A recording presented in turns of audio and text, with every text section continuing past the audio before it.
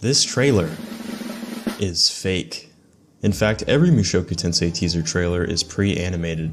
Everyone's favorite feature of the modern age next to split-cours, crunchyroll localization, and MCs keeping the same voice actor for their entire lives. Props to you if you already knew this wasn't actual footage, but I know plenty of people didn't, so let me cover the bases really fast. There's only one voice-acted scene, these characters won't show up until part 2, and the obvious one, these should be still frames. Way too many people moving around. Let me show you how Studio Bind would really do it.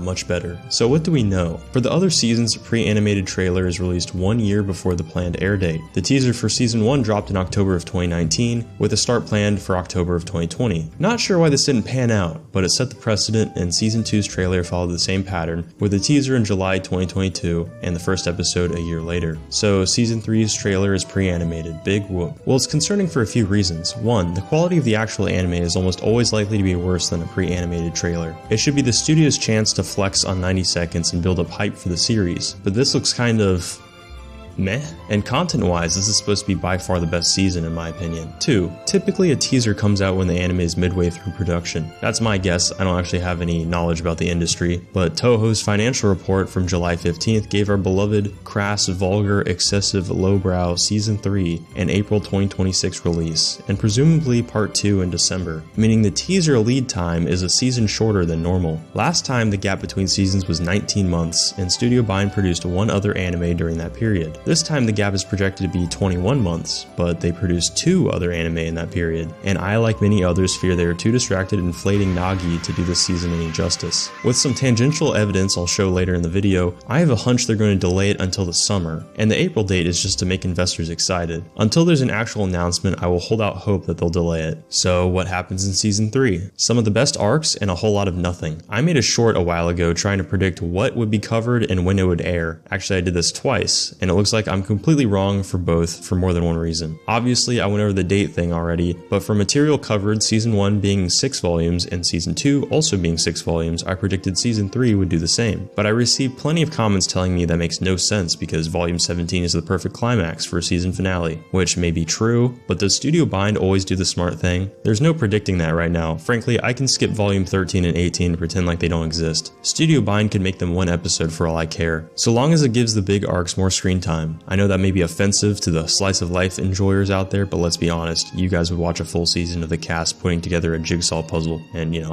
I probably would too, honestly. The way things are going, my outlook for season 3 isn't too great, but everything in this video could prove to be moot if the studio is actually cooking in silence. To loop in another perspective, I wanted to read the thread Lucius Senica posted. This guy is probably the most dedicated fan in the community. He has a spreadsheet where he compares 7 C's translation with the original Japanese version and has every sentence that they ever removed. Along with that, if you've ever seen the novel covers without any text on them, chances are that came from his Google Drive.